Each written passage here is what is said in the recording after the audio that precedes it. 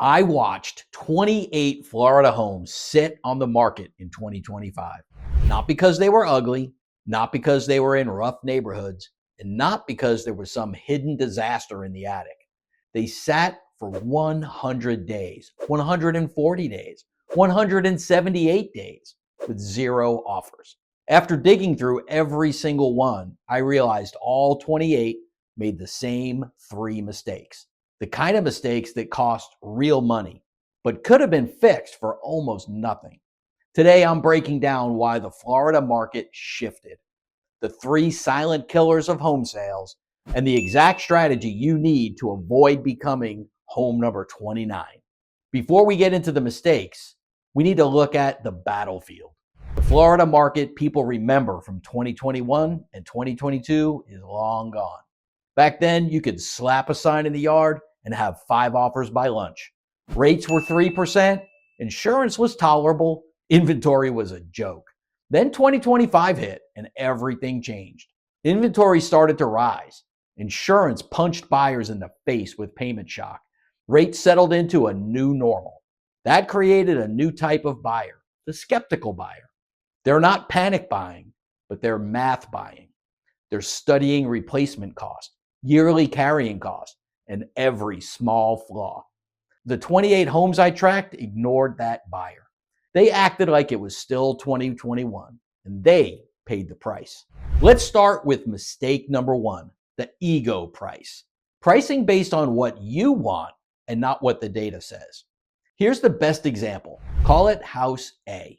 The seller wanted $650. The comp said $600. And the seller said the classic line, let's try it at $650 and we can always come down.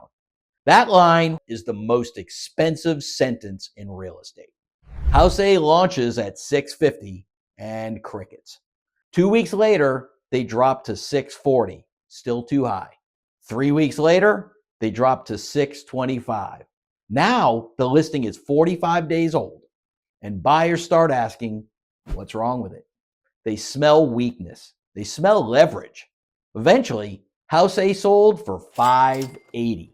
If they had just priced at $600 on day one, they probably would have landed at or above asking. By testing the market, they chased the price down the staircase and lost $20,000. Buyers in 2026 aren't looking at monthly payments, insurance, and what it would cost to replace the home.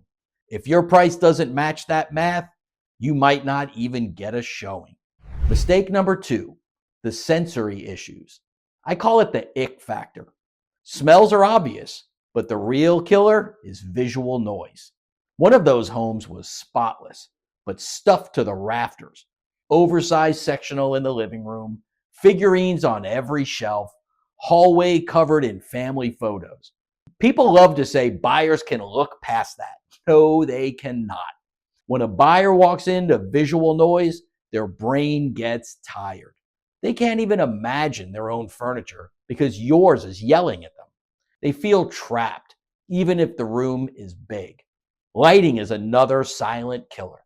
In Florida, buyers are buying sunshine. One home sat for 140 days with dark solar screens and dim yellow bulbs.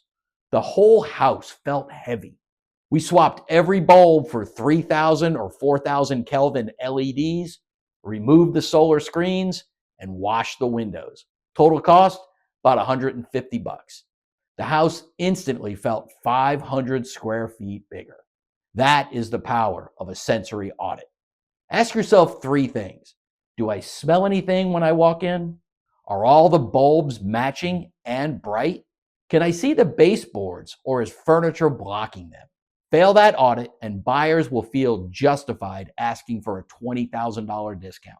Mistake number 3, the lazy agent. And this is more than bad photos. It's passive marketing. There are only 2 ways to sell a home.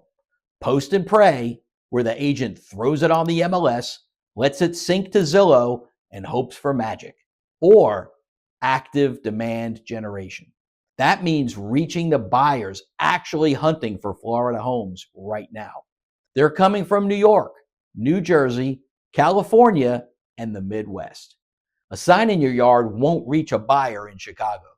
An open house won't reach a buyer in Manhattan. The 28 failed listings had agents who marketed locally. The winning homes were marketed globally. They used retargeting that follows people already searching for Florida real estate. They used real video tours, not slideshows. Out-of-state buyers need to feel the layout before they book a flight. One of the failed listings didn't even include a neighborhood description. In Florida, you're not just selling a house, you're selling a lifestyle. The golf course, the pool, the school zone, the 5-minute drive to the beach. If your agent isn't selling the lifestyle in the very first paragraph, they're costing you money. Here's the test. Ask your agent to show you their out-of-state strategy. If they can't, they're a local agent trying to operate in a global market. Now, let's talk about why this matters even more as we head into 2026. We're moving into a strategy market. There are now 2 tiers of homes.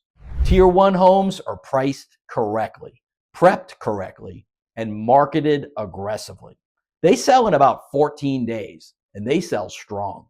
Tier 2 homes are ego priced, cluttered, and marketed passively. They just sit. The gap between those 2 tiers is getting wider. Buyers have more data in their pocket than agents had a decade ago.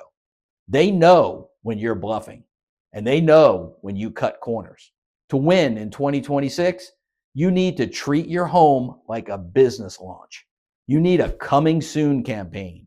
You need a sensory audit, and you need a price that makes mathematical sense to the skeptical buyer. I know this sounds like work, because it is, but the difference between doing it the right way and doing it the lazy way is tens of thousands of dollars. To make this simple, I put everything in the Sunshine State Handbook for sellers. The sensory audit, the questions to ask an agent, the data on how the market is shifting. Scan the code. It's free. I want you to be the success story, not the next stale listing I'm studying next year. I'm Tom McNamara. This has been the Florida Real Estate Insider. See you in the next one.